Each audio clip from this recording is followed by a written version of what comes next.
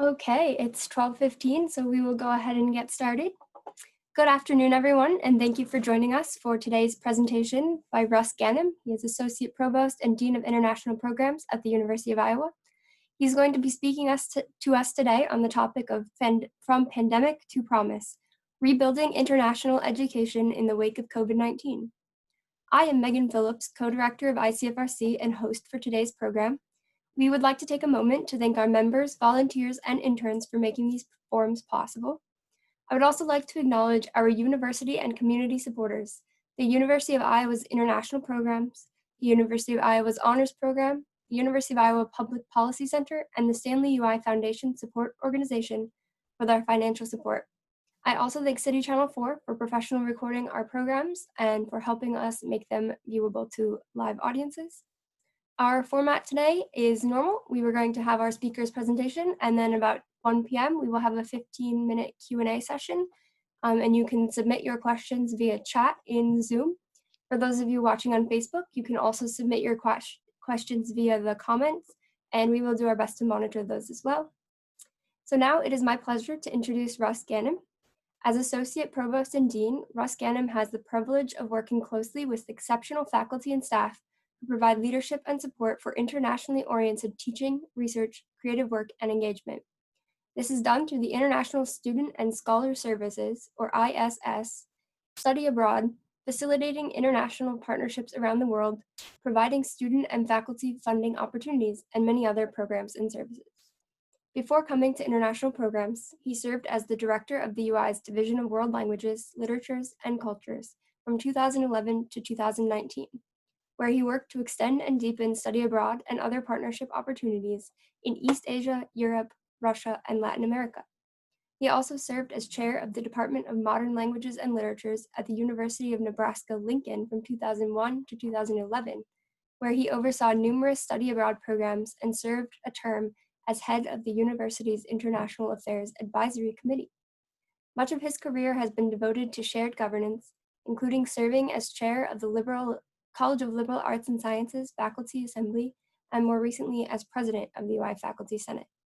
Today, Russ will talk to us about the response to the coronavirus from offices of international programs nationwide, and placing them in a strong position to rebound from the crisis. So please welcome me in joining Russ Ganim. Thank you very much, Megan. I'm going to try to share my screen, and I hope that you can see it. Is the PowerPoint showing up? Not yet. Okay. Let me try to go to full mode here. How about now? Nope, not yet. No? So, okay. Oh, there we go. Okay. There we go. All right, great. All right, let me expand. All right, I think we are ready to go. Perfect, great. All right. Listen, thank you again, Megan, and thank you, Tanner. And please let me express my profound gratitude to the Iowa City Foreign Relations Council for this kind invitation. As you know, international programs and the Stanley Foundation have worked very closely with the ICFRC for several years. I am new in this position as of January of this year, and I fully intend to continue that strong partnership. So I'm more than happy to meet with the group as a whole or to meet with individuals to see how we can collaborate, because if the last 8 months have taught us anything, it's that international relations are more important now than they ever were. So as Megan stated, the name of my talk is From Pandemic to Promise, Rebuilding International Education in the Wake of COVID-19. And so with this talk, I would like to do maybe three things. One is to kind of take you back in time to January of last year and last spring, and to tell you a little bit about how our office reacted to the pandemic, both in terms of our international student population and then with respect to study abroad. After that, I'll talk a little bit about, how we're going to move forward, and then maybe share some advice, at least from my perspective, given kind of the current world situation.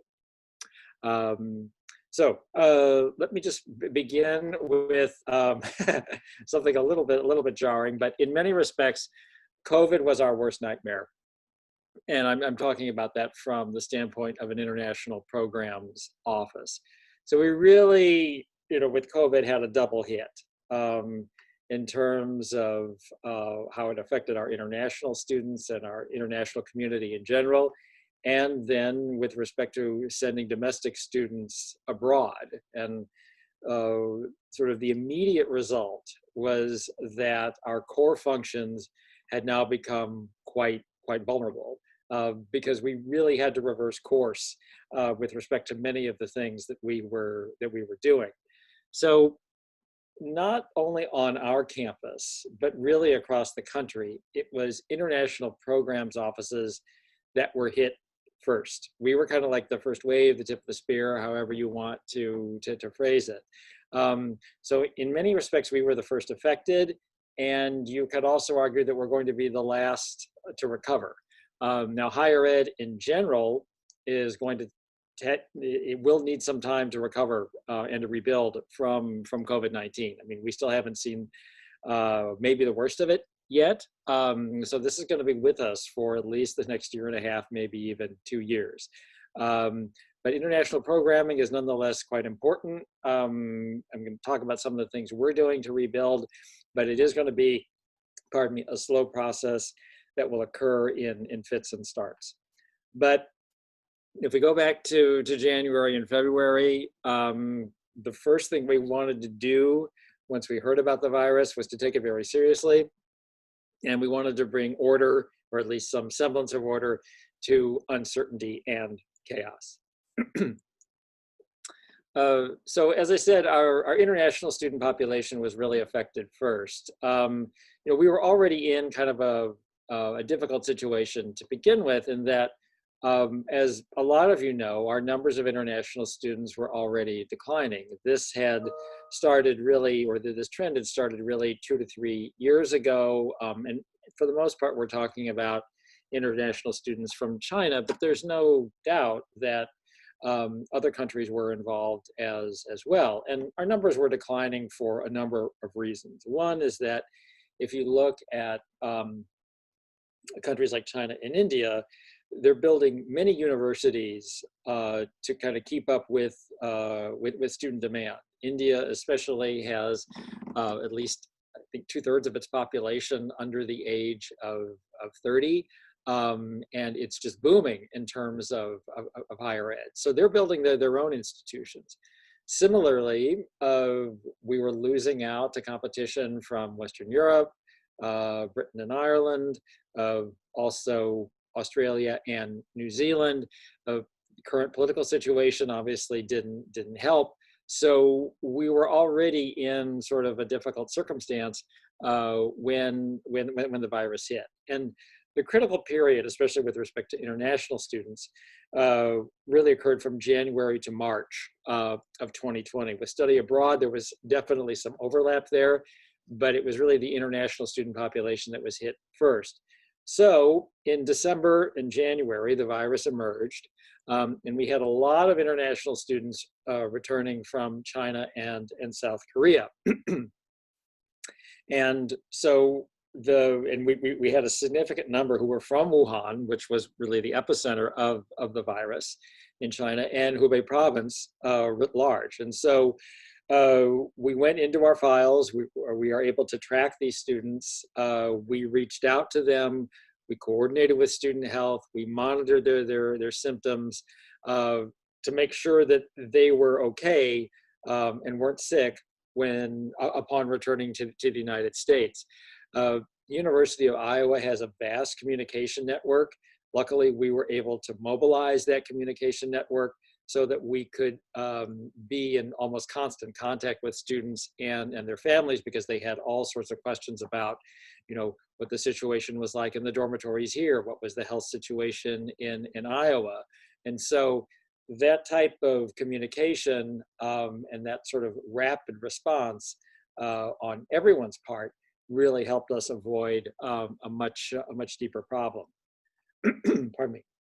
So one of the less favorable and quite frankly ugly consequences of the virus, and we saw this especially when a lot of international students were coming back to campus in January and even February to a certain extent, is that we dealt with numerous incidents of racism and xenophobia. Most of this took the place or took the form of derogatory comments on social media. Nonetheless, and I mean, there weren't sort of overt, physical examples of racism and xenophobia. It was mostly verbal. Nonetheless, pardon me, this was a situation that we really needed to address quickly. And the best way for us to do this was to confirm our staunch advocacy for international students and the international community really from the beginning. We had sent out numerous messages really as soon as the pandemic hit, saying that this campus would not pardon me, tolerate any kind of racism or discrimination based on perceived national origin. And we communicated this through several channels, social media, the website, but also shared governance organizations. The university's communications team helped us with a lot of the messaging. So we were quite unified. And the stance that we took was not only morally right, it got a very, very favorable response. I mean, one of sort of the silver linings in all of this was that in March of last year, we got a letter from the Consul General of China, and it was completely unsolicited, thanking us for our defense and protection of international students. The letter was addressed to President Harold. We were happy to receive it, and we drafted a response. But clearly, the word was out that Iowa was doing something right in this regard. But we always have to remain vigilant. I mean, especially in this current political climate. And so our staunch support and advocacy has not wavered, and it will continue into this academic year. On sort of on a related note, international students were hit very hard by the pandemic, both financially and emotionally. We got numerous emails from students and their parents stating that, pardon me, that their economies, that the economies in their home countries had been hit by the pandemic, and that their income had gone down. And so could we give them a break on tuition? Could we reduce some of their fees? I mean, all of this was, we got some really, really difficult stories or entreaties from students. So we did our best, via the Student Emergency Fund and sort of other means that we had at our disposal to help students out.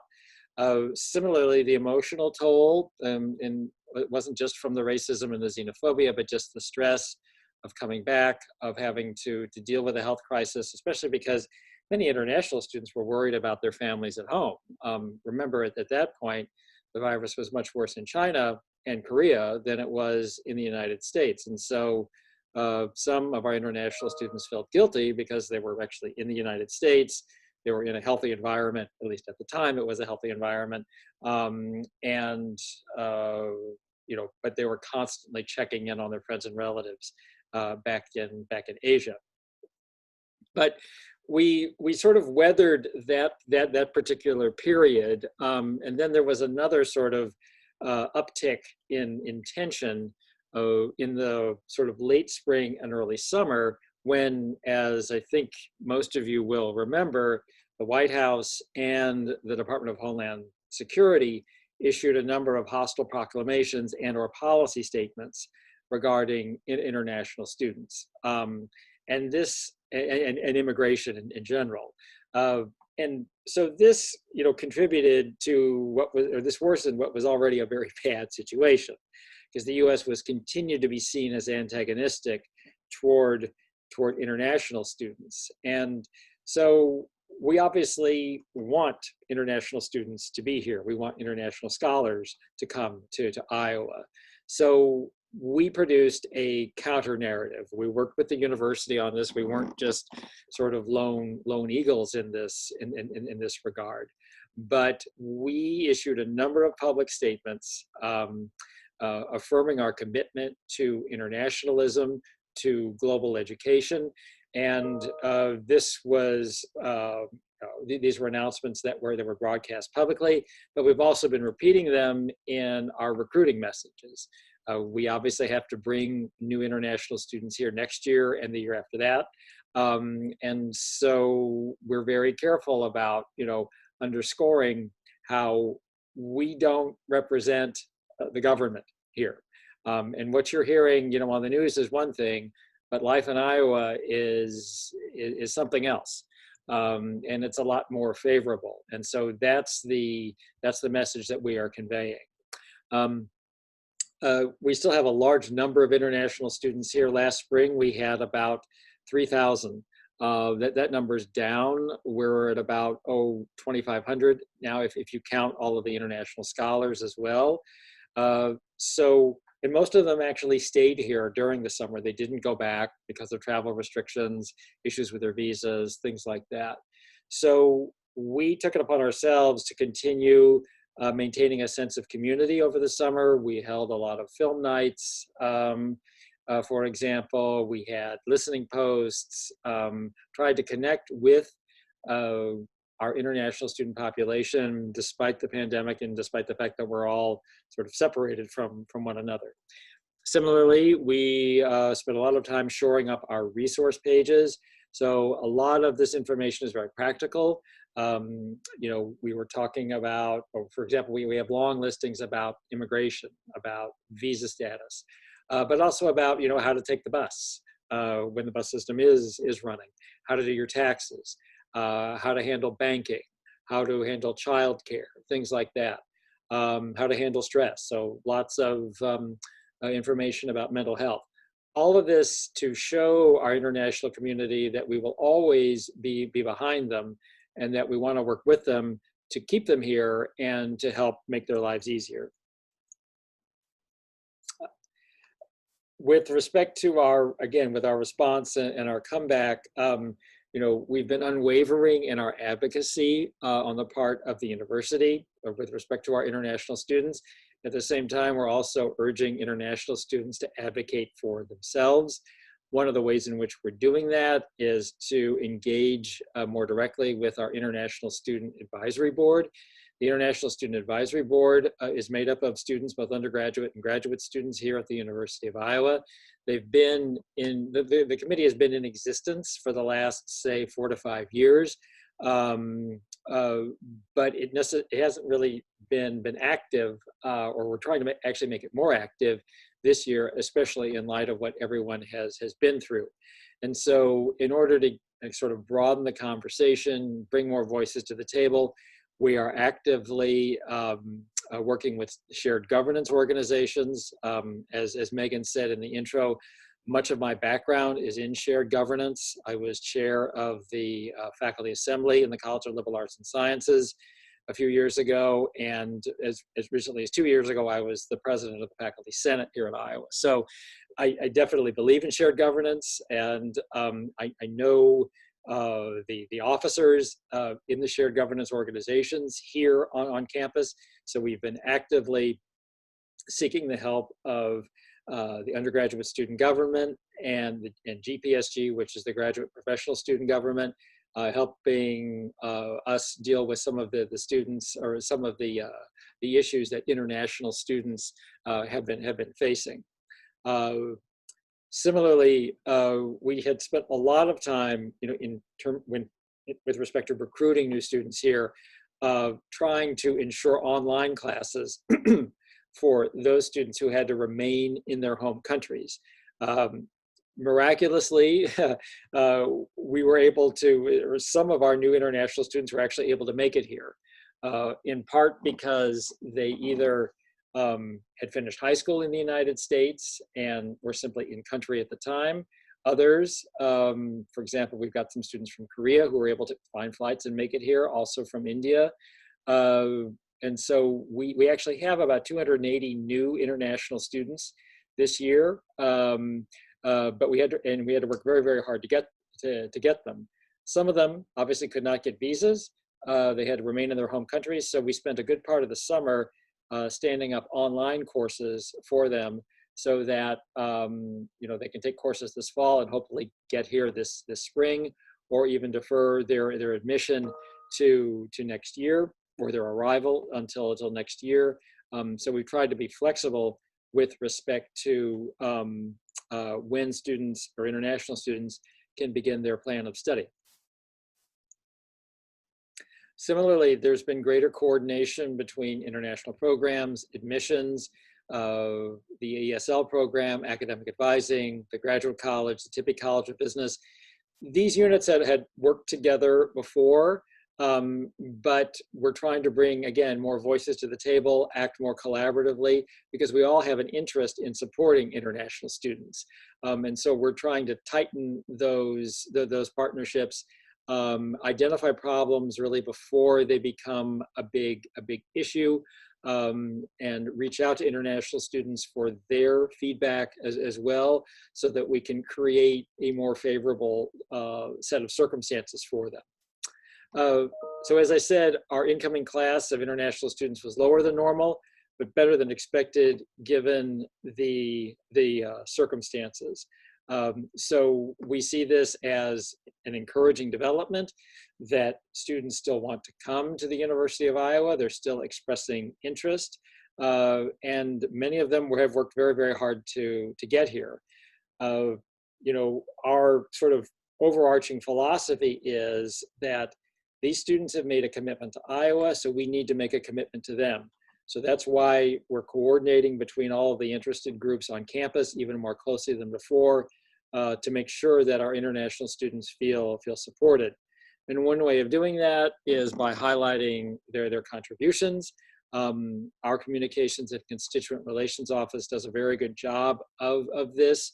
We highlight the achievements of our international community quite frequently, but we're doing this even more so this fall, given the situation that we're in. Our newsletter has an audience of 21,000 people, and we make sure in every newsletter to underscore how much our international students and scholars contribute to our campus, and how our campus would not be what it is without them.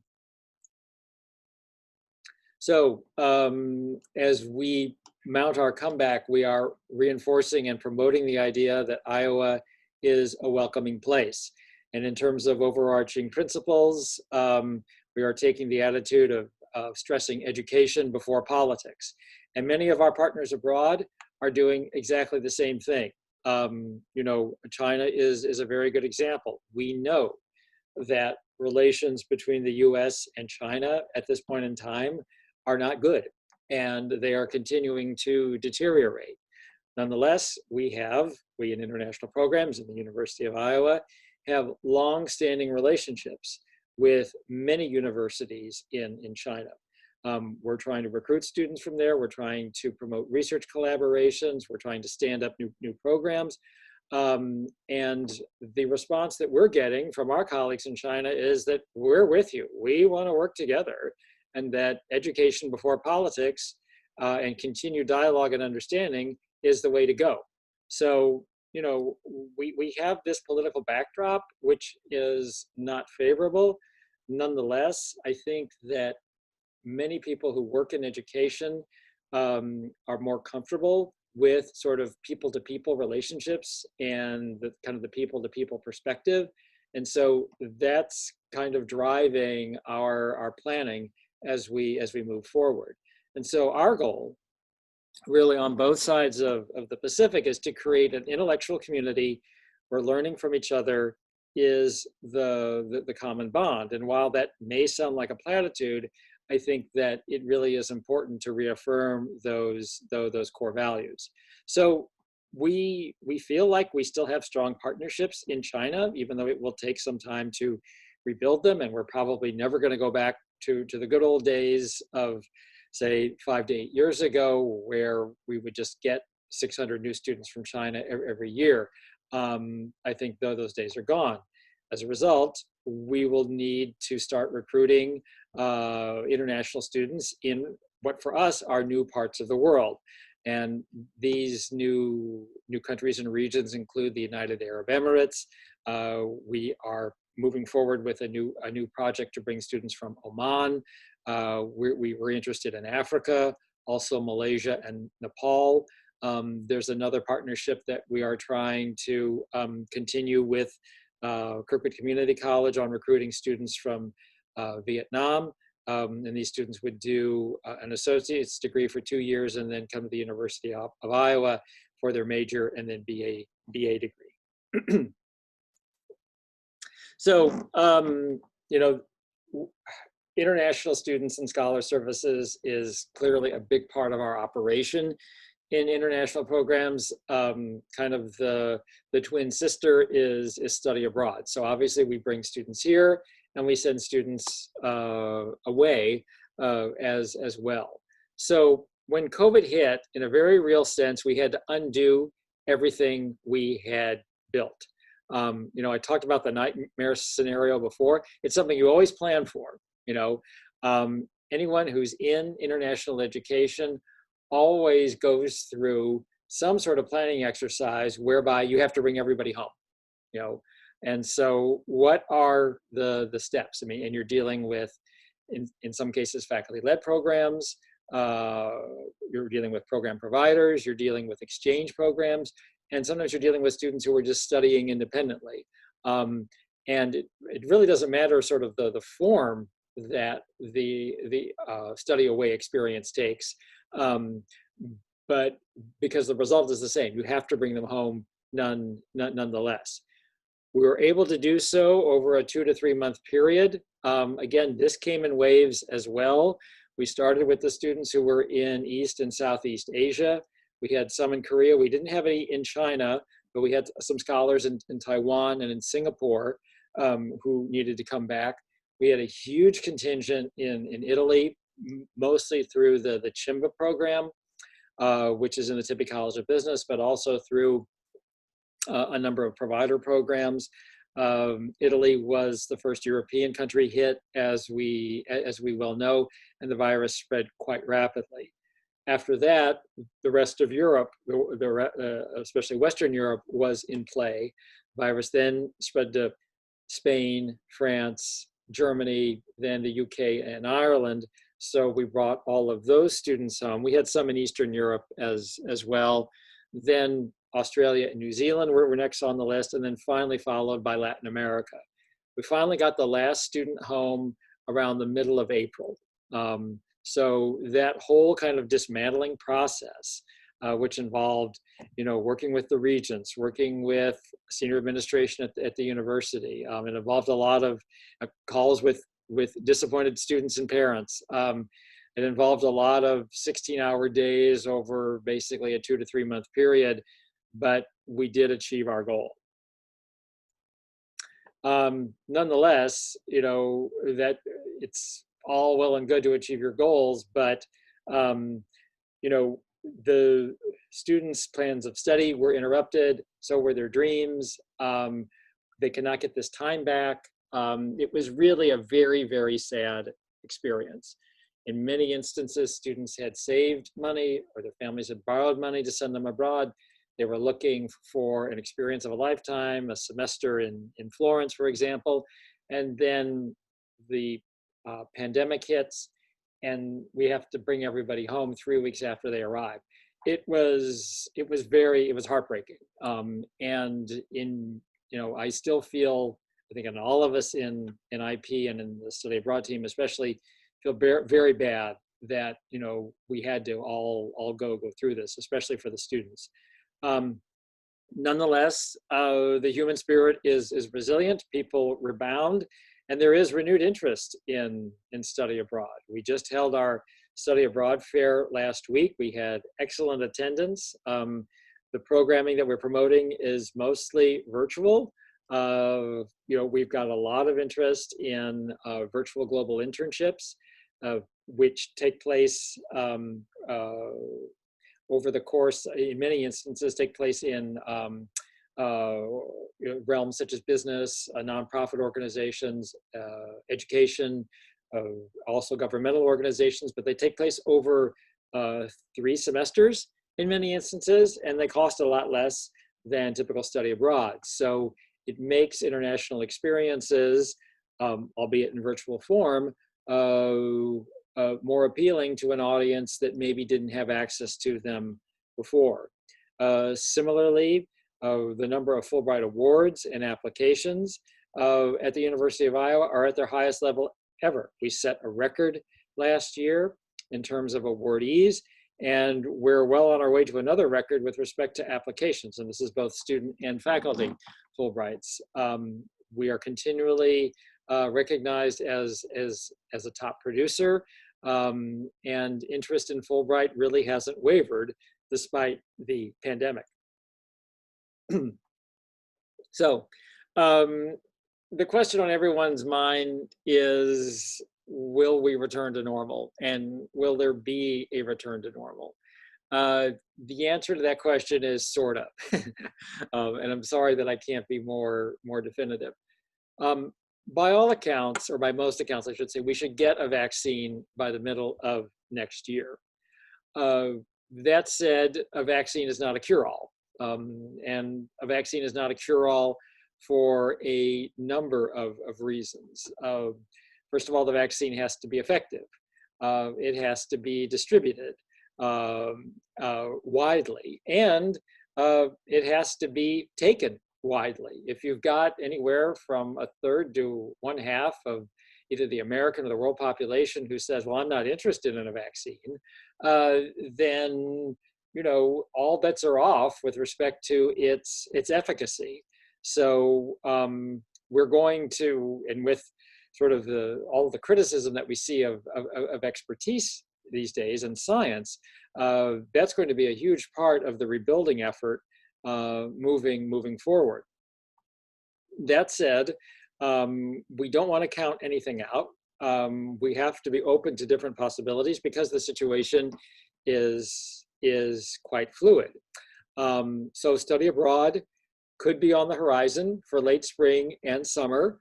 I was just on a meeting with our study abroad team, and the jury is really still out. But I think that even for the summer, folks want to be on the safe side, and so from a faculty-led perspective and from a program provider perspective, I think people are hedging their bets and leaning more toward virtual programming for even the summer, with a hope to a return to quasi-normality about a year from now. So that waiting 1 year is going to be difficult for sure. It'll be difficult from the standpoint of morale. It'll be difficult from a financial perspective. But once I think we do return at least to some semblance of normality, there will be a lot of pent-up demand.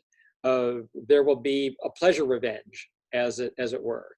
People will be sick of staying at home, sick of being on their computers all the time, and they'll want to get out and do things. And so one of the questions that we have to ask ourselves, and one of the things we have to plan for, is whether or not we have the capacity to handle that pent-up demand once it occurs. So given the situation, I mean, there are always pluses and minuses, but we've got a lot of opportunities. There's no doubt that there is a strong desire to collaborate and move forward. And so I think the future is, I'm an optimist by nature. I want to say that it looks bright with regard to partner institutions and provider programs. Our partner institutions in China, India, Europe, really all over the world have been reaching out to us. They either want to renew their agreements, or they want to develop new partnerships. And so there's no doubt that international education is still at the forefront of a lot of people's minds. That the world, even though it's shut down now, it's not always going to stay that way. So there's been a lot of new curricular design around global themes and challenges. For example, for this winter, we have, I think, 6 virtual offerings for study away. And at least half of those offerings are new. So there's been kind of an embrace of creativity around this this issue of how does electronic education, or how does e-learning promote or alter the way that we can provide global experiences to our students. So the current holding pattern that we're in has allowed for discussion and planning that we didn't have time for before. It's a situation where I think most of us are in sort of similar circumstances. We're so busy, tending to the day-to-day problems that we don't have time for long-term planning, or we don't have time to get to projects that are necessary but aren't necessarily prioritized. So we've been actually able to do that. And in our study abroad office, we've been able to make a lot of advances, not just sort of with these new programs that we're talking about, but also with respect to health and safety, security, putting in various safeguards so that when we have emergencies in the future, we're not hit quite as hard. Similarly, I think there's been an increased recognition of the importance of interdisciplinarity, teamwork, and problem solving. The facility with which we can call Zoom meetings and at least the nominal informality of them, I think, has been a bonus, in that you can call meetings quickly, you don't stand on ceremony, and you're able to work together because you realize that you have to share resources. We certainly had to share resources before the pandemic, but that's becoming an even more acute need now. So with opportunities always come challenges. One of the main challenges is how the access gap will be bridged. So, and obviously this touches upon issues of inclusion.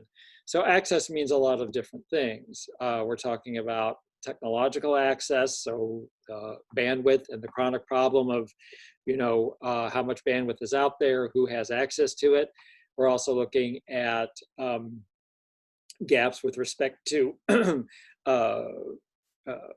economic privilege, identity privilege, all sorts of inequalities that we have sort of built into our society, both on a national and an international level. As we come out of this pandemic, we're going to have to ask ourselves, will inequality become greater, or are we going to bridge these divides in one way or another? I mean, right now, if you look at the trends, I mean, if you see how the pandemic has played out in the United States, at least, and in other countries, the outbreak has only widened the divides between various sectors of our society. And I think part of that, stems from the fact that there's not only no national strategy to the pandemic, there's no international strategy either. And one of the things that I hope happens, in response to the pandemic, is that we come to realize that, especially on an international level, the only way we're going to be able to tackle problems such as climate change, pandemics, cybersecurity, terrorism, is through international and global planning. These are world problems, and they have to be solved on a world level. So having recourse to nationalism or sectarianism is basically counterproductive and only exacerbates these situations. So again, sort of first in a lot of people's minds is how the US reestablishes its reputation as a country open to international communities. Another challenge really comes down to the state of higher education. Who are our partners? Do we have to go it alone? It is true that we get state support at the University of Iowa, which we are very grateful for. Nonetheless, I think even before the pandemic, higher ed felt under siege. It felt alone, that it didn't have necessarily the powerful allies that it needed in order to benefit society as a whole. So is there a way to rethink some of those alliances, some of those partnerships with governmental organizations, corporations, and nonprofit as we move forward? Again, will there be a coordinated national and international strategy to rebuild educational infrastructure? If you look at, I mean, my daughter is 20 years old, or going to be 20 years old, and she's a university student, so she's grown. But it's very, very hard for my wife and I to imagine going through this pandemic 10 years ago with her. So having to juggle 2 careers and homeschooling. I mean, there are so many kids who are falling behind worldwide with respect to their education. How do we rebuild all of that? I mean, can you really go 8 to 15 months without kids meeting in a traditional school environment and expect their intellectual progress to advance? I mean, I think those are really, really serious questions that can only be solved through national and or international collaboration. And so along these lines, we have to resist the tendency toward nativism, sectarianism, and insularity. That's part of how we got into this mess in the first place. Now, it wasn't nativism and sectarianism that caused the pandemic, but it certainly worsened the effects. So these are things that we will obviously have to be attentive to as we kind of move into the next phase of things. So in terms of advice, and what I might kind of leave you with is that, on one level, we are very disappointed that, that we aren't farther along than we are. I don't think there's any doubt that back in March, if you had said that by late September, we're still basically going to be shut down. The world will have opened up a little bit, but there's not really going to be any travel. People are still taking all sorts of precautions with respect to their health. Treatment is uneven. Access to healthcare is uneven. There was no national response to the pandemic. I think, if you had said that in March, that people would have been really disappointed, and they would have been maybe a little incredulous. They would have said, "Well, no, we're going to get our act together. We're going to be able to get a handle on this, and by late September, hopefully, we'll be in a much better situation." But we're not. The positive aspect of all of this is that many of us have stayed patient. Many of us have stayed disciplined. We have held ourselves together psychologically. We've gotten our work done. We've taken care of our families, ourselves, and the people that we are responsible for. So patience and discipline have been virtues up to this point. And we're going to have to rely on these virtues moving forward, really for the next maybe 6 to 12 to 18 months. So that's fine. We can be patient and disciplined. We will need to be. We don't really have any other choice. But, we do need to give our minds room to grow and room to play. So we need new forms of connection and creativity, and we will need to embrace those. At the same time, we should seek rest and inspiration. If we do feel exhausted or zoomed out, we should acknowledge that and not see it as a failure, but as sort of a normal reaction given the circumstances that we are in, and try to find inspiration wherever wherever it might present itself, either in terms of renewing new friendships, in terms of starting new hobbies, reconnecting maybe with nature or relatives. Doesn't really matter, but try to seek something kind of outside yourself to bolster your morale. Also, looking ahead means many different things. I think it means looking inward so that we can take account of our mistakes, but also our strengths and our successes.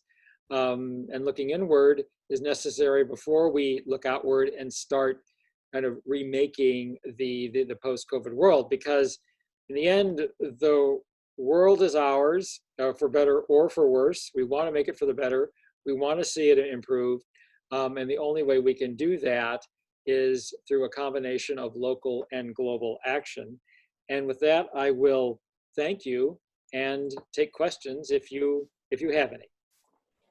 Okay, perfect. Thank you so much. So yes, as Russ said, now we will move on to the question and answer portion of the program. So please send in your questions via the chat function on Zoom or by comment on Facebook. While we give you a minute to think about questions you might have, I would like to remind everyone about our next upcoming programs. So next week on Tuesday, the 29th, we have Erica France, who is Associate Professor in the Department of Political Science at Michigan State University. And she will be speaking to us on how today's democracies fall apart. And then the week after that, on Wednesday, October the 7th, we will have Craig Just, who is an associate professor in the Department of Civil and Environmental Engineering here at University of Iowa, speaking on community-based drinking water improvements in La Serena, Nicaragua. So again, I want to remind everyone you can find all of this information on our website, as well as information on how to subscribe to our program announcements or become an ICFRC member.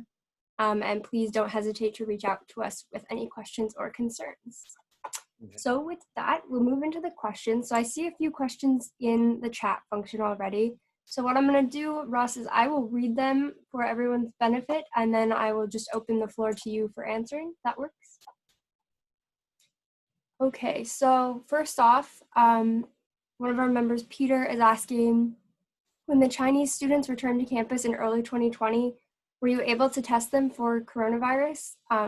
He's asking, presumably they could have been carriers without displaying symptoms. And I'll add to that, what was your capacity for testing throughout all of this? Right.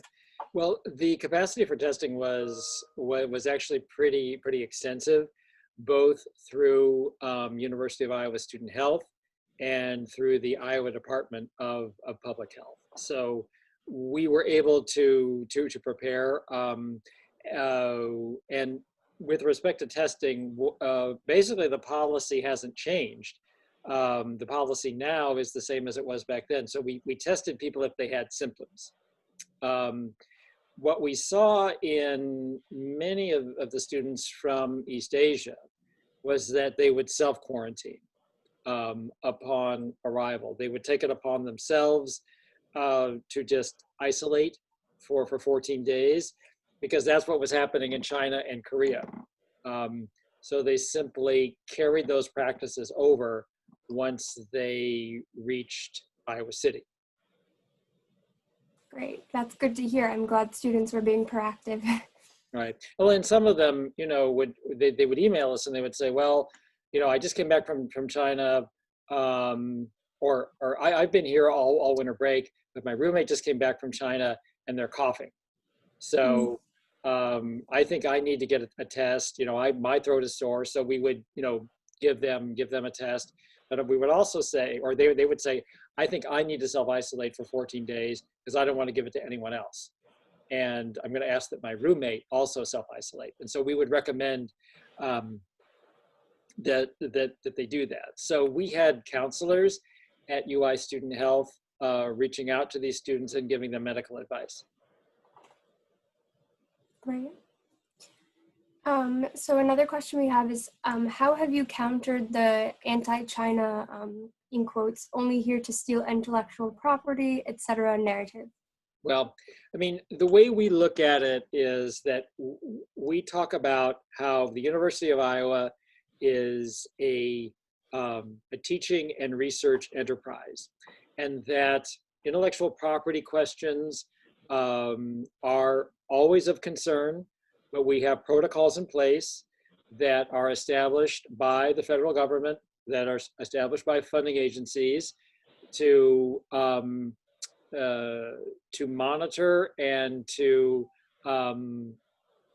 watch for any either conflict of interest or any impropriety with respect to intellectual property theft. We don't discount that these issues exist, but we also want to run the counter narrative saying that the United States and the University of Iowa benefit greatly on an economic, cultural, and intellectual level from these collaborations. And so if you take the attitude, well, the Chinese are only here to steal our intellectual property or steal our intelligence, well then, you know, those comments do border on racism and xenophobia. It does not promote for a healthy environment. And it doesn't really promote the mission that the University of Iowa was set to accomplish. So there have been instances where we needed to conduct investigations if there was suspicious activity. So we know how to handle that. But those cases are few and far between. And our research and teaching mission and our mission to collaborate is our first priority. Absolutely. Okay, so another question I have is, what are this year's Fulbright scholars doing, and are any of them able to go abroad? So I saw that that Karen Walksmith was on this call. So Karen, if I'm misstating anything, please feel free to jump in if you can. But with respect to the Fulbright awardees, a lot of them are still in a holding pattern. They're waiting. They're hoping that they can go abroad in January. For some of the other recipients, such as those who got critical language scholarships, virtual language study is an option. And in some cases for Fulbright, and Karen, correct me if I'm wrong, I do think there are at least some virtual opportunities. But we're hoping that there is a break in the pandemic and that people can go in January. If not, they can always reapply. And I think, unfortunately, many awardees will have to do that. Okay. So another question, what is the greatest or most urgent financial needs to sustain or extend international program? I think, you know, the greatest need really is to, and both, I think for the international, not just for study abroad, but also for international students and scholar services, at some point in the near future, we're going to need to start, you know, sending students abroad and bringing new international students here. Right now, you know, thanks to sound financial management, we're actually in a pretty good place. But until we start, you know, returning to normal in terms of our numbers, you know, we might have to, you know, start having different conversations. We're not at that point yet, and we don't foresee having to do that, but we really do need to find ways to bring more international students here, or at least to create, you know, windows and pipelines for that to increase our numbers within the next 2 years. And the same for study abroad. The hope is that these virtual global internships and other virtual programs will give students a taste for the real thing once travel opens up within the next, say, 6 to 12 months. Okay, perfect. So another question here is, some departments on campus were made up mainly of international students. How have they fared? Well, as I said, most of our international students actually stayed here over the summer. So those students are in, you know, are continuing with their programs. Others, you know, I mean, there are certain programs that have seen a decline because, you know, that's commensurate with the decrease in international students. That margin has been made up a little bit with the online learning programs that we have created for domestic students and even for international students. Some, as I mentioned earlier, Some international students have remained in their home countries and they're taking online courses. The idea is to get them here in January or next fall.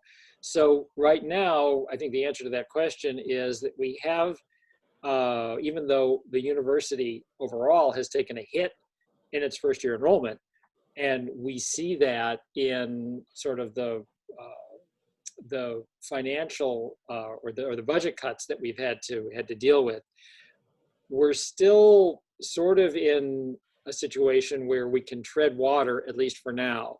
I think the biggest fear, and this goes back to the last question as well, is that if things don't pick up, within the next 6 to 12 months, then we're really going to see hits to our budget, either in fiscal year 22 or even 23, that we haven't quite, felt the full impact of this shock yet on a financial level. All right. So this isn't a question, but a message from Karen really quick. I will just read out loud to everyone. So Karen Walksmith, manager of the Fulbright program here at Iowa, says, we hope that many of our 2028 to 21 UI Fulbright awardees will be able to go abroad after January 1st, 2021. And it is a testament to these students that many of them are taking advantage of the opportunity to apply again for the 2021 year and stay for an extended period, which has been allowed by Fulbright only for this year. We wish them the best of luck in doing that. And ICFRC will echo that. We wish them the best of luck. I'm not seeing any more questions for you, Russ. I don't know if you have any sent to you privately in your chat, but if that is it. Let me see. I thought maybe there was one. Okay. There was one question from Peter Hansen. He asked, of the total UI international student population, what percentage are undergraduates? Ditto for the 280 new students. Well, for the 280 new students, half are undergraduates. And then of the total UI international student population, about 2/3 are undergraduates. Okay. All right, great. So with that, I will now conclude our program. So again, a big thank you to you, Russ, for the wonderful presentation. It was full of a lot of great information. I thank our sponsors for their generous support and our interns for helping us make these online programs a success. And Russ, as a small token of our appreciation, we would like to virtually present you with the Iowa City Foreign Relations Council mug. We will have to work on a way of getting that to you in person. But thank you all for joining us. And with that, we are adjourned. Bye, Thank you. Bye, everyone.